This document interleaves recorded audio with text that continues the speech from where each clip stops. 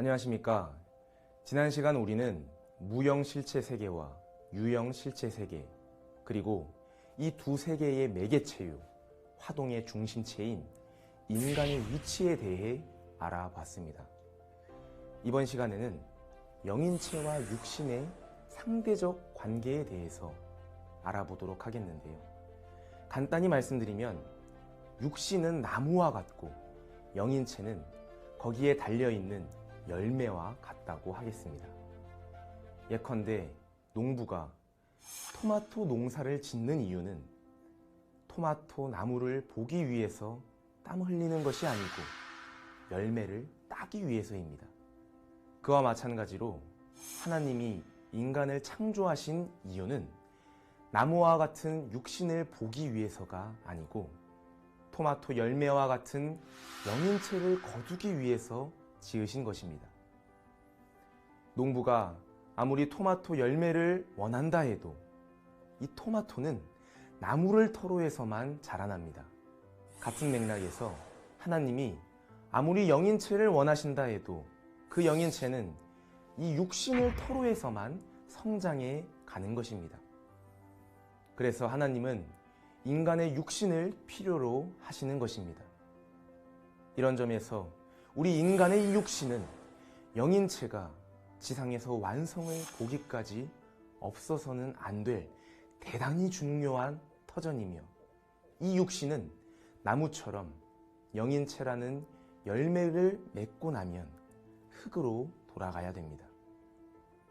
바꾸어 말씀드리면 토마토가 다 익으면 농부는 그 익은 토마토 열매를 따서 창고에 넣고 시들어진 나무는 흙으로 돌아가야 됩니다. 그것이 이치입니다. 육신도 마찬가지입니다. 지상에서 일정 기간을 살다가 흙으로 돌아가고 영인체만 하늘나라에 가서 영생하는 것입니다. 그것이 창조의 질서입니다. 그런데 이러한 인간의 순리를 거슬러 중국의 진시 황제는 영생 불사를 꿈꾸며 백방으로 불로초를 구하려 애썼습니다. 지금도 수많은 사람들이 이 영생을 고대하며 그런 노력들을 하는 경우가 있습니다. 하지만 육신을 가지고서는 영생할 수가 없습니다. 그것은 하나님의 창조 원칙에 위배되는 말입니다. 하나님의 창조 자체가 영원 무한한 요소로 지어진 영인체만 영생하도록 했지 육신은 아닌 것입니다. 이 육신은 때가 되면 흙으로 돌아가야 합니다. 전도서 12장 7절에 흙은 여전히 땅으로 돌아가고 신은 그 주신 하나님에게로 돌아가기 전에 기억하라고 기록된 대로 육신은 흙으로 돌아가고 하나님이 주신 영인체는 하늘나라에 가서 영생하게 되어 있는 것이 창조의 질서입니다. 이 세상이 축적하고 있는 역사적 경험으로서 사람이 죽는다는 것 이상으로 뚜렷한 것이 어디 있습니까? 우리의 조상들이 모두 죽었습니다. 지금도 지상의 많은 육신이 죽어가고 있습니다. 우리도 그렇기 때문에 결국은 죽게 됩니다. 이렇게도 분명하고 뚜렷하고 확정적인 역사적 경험이 축적돼 있음에도 불구하고 사람은 죽지 않으려 합니다. 왜 그럴까요? 생명에 대한 이 애착은 일반적인 생명체들의 본성이기도 하지만 인간이 가지는 영생에 대한 소망은 다른 차원입니다. 그것은 하나님이 본래 우리 인간 깊은 곳에 영원히 살 수 있는 바탕을 주셨기 때문에 그런 것이지 인간의 작심이 아닙니다. 인간 스스로가 먹은 마음이 결코 아닙니다. 하나님이 인간 안에 영생의 본체인 영인체를 지어주셨기 때문에 비록 영인체를 감지하지 못한다 할지라도 자기도 모르게 영생을 소망해온 것입니다.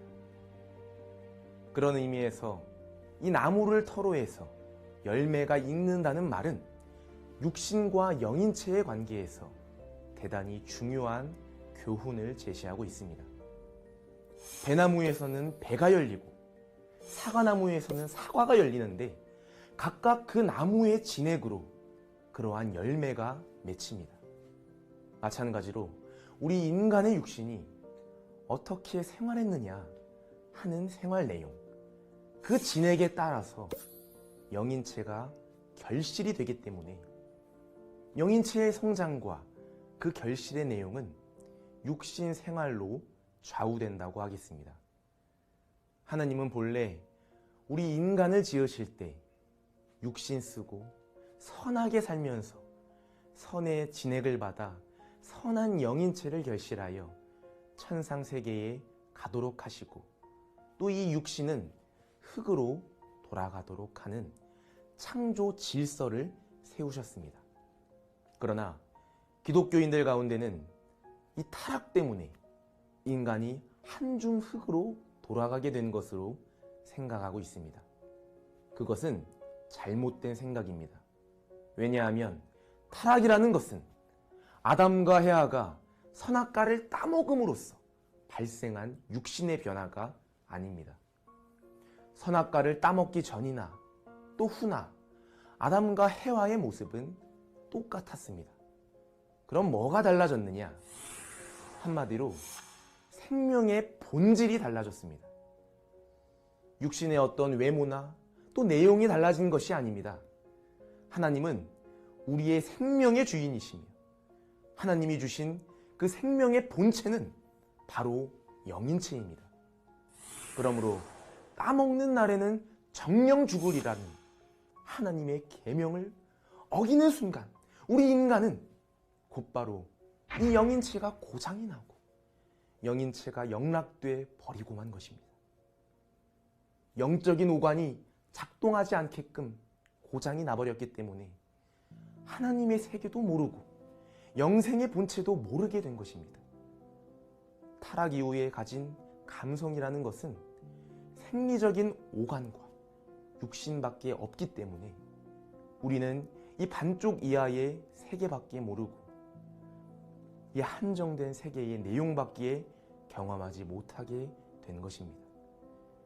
태어날 때부터 이런 상태에 놓여 있었기 때문에 우리 인간은 영인체가 있는지 없는지조차 모르고 살고 있습니다. 이걸 어떻게 수선할 수 있겠습니까? 타락으로 말미암아 죄의 생활을 하니까 기록이 되는 영인체의 생활이라는 것은 전부 죄밖에 없습니다. 열매가 이 나무에 달려 있을 때 잘 익어야 되는 것과 마찬가지로 영인체도 육신을 쓰고 있을 때 잘 익어야 됩니다. 육신을 벗어버린 후에는 익을 방법이 없습니다. 이 육신을 쓰고 죄된 생활을 하다가 죄의 내용과 그 요소가 영인체에 기록돼 버리고 나면 그 영인체는 씻을 길이 없게 됩니다. 그래서 지상에서 죄를 지었다면 그 죄를 뉘우치고 회개하고 정리하는 것도 지상이 아니면 안 된다는 사실을 우리는 다시 한번 깨달아야 합니다. 이런 원칙에서 비록 순간에 한정된 육신 생활이지만 바로 영원한 영인체를 가다듬고 만드는 중요한 인생 일대라는 것을 알아야 하고 이 지상 생활에서 가장 중요하고 근본적인 것은 어떻게 하면 육신 생활 중에 영원한 영인체를 완전하게 만들어 가느냐 하는 것임을 결론 짓지 않을 수 없습니다. 이 육신과 영인체의 관계에서 영인체의 선화도 악화도 결국은 육신 생활에서 좌우가 되는 것인데 그런 점에서 인생의 근본 원칙을 제시하는 이 원리는 너무나도 중요하고 이 내용을 깊이 알지 않으면 안 되는 것입니다. 천국과 지옥을 오늘날까지 알고 있기로는 하나님이 보내시고 주님이 결정해서 보내신다 이렇게 생각을 했을지 모르겠습니다. 그러나 가정연합 오해는 이 천국과 지옥은 누가 보내주는 것이 결코 아니고 자기 스스로가 찾아가는 곳이라고 정의를 합니다. 지상에서 육신을 쓰고 어떤 생활을 했느냐는 내용에 따라서 어떤 사람은 천국을 향해서 어떤 사람은 지옥을 향해서 가는 것입니다. 왜냐하면 육신을 쓰고서 외형적으로는 교회를 찾고 하나님을 찾고 신앙생활을 했더라도 그 생활의 구체적인 내용이 하나님의 뜻과 합당한 것이 되지 못한다면 영인체는 선하게 결실이 될 수 없고 그런 영인체는 지옥을 향하여 갈 수밖에 없기 때문입니다. 그런 점에서 우리 인간은 지상에서 어떻게 해서든 육신을 쓰고 있을 때 영인체를 완성시키고 선하게 만들어야 됩니다. 우리가 지금까지는 몸을 가꾸고 얼굴을 갖고 왔는데 만일 우리에게 영인체가 있다면 어떻게 해야 되겠습니까? 그 영인체가 얼마나 때가 묻고 그동안에 아무 영양분도 취하지 못해서 얼마나 쪼그라들고 얼마나 비틀린 모습이겠습니까? 오늘부터 샤워를 하거나 식사를 할 때 영인체도 같이 씻고 같이 먹자 한다 해서 그 영인체가 깨끗해지고 살찌워지겠습니까? 안 되는 것입니다. 우리의 영인체는 영원 무한의 존재이기 때문에 영원 무한의 영양소가 필요합니다.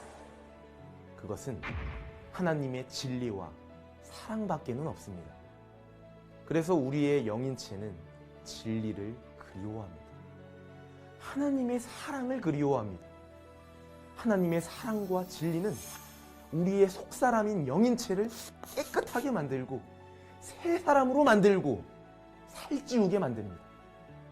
그래서 지상에서 우리가 육신을 쓰고 있는 동안에 어떻게 하면 영인체를 완성시켜 줄 수 있는 하나님의 진리와 하나님의 사랑의 집에서 사느냐, 하나님의 가르침대로 사느냐, 이것이 지상 육신 생활의 기본이 되는 요소라는 것을 강조해 말씀드리면서 이상으로 창조 원리를 모두 마치겠습니다. 대단히 감사합니다.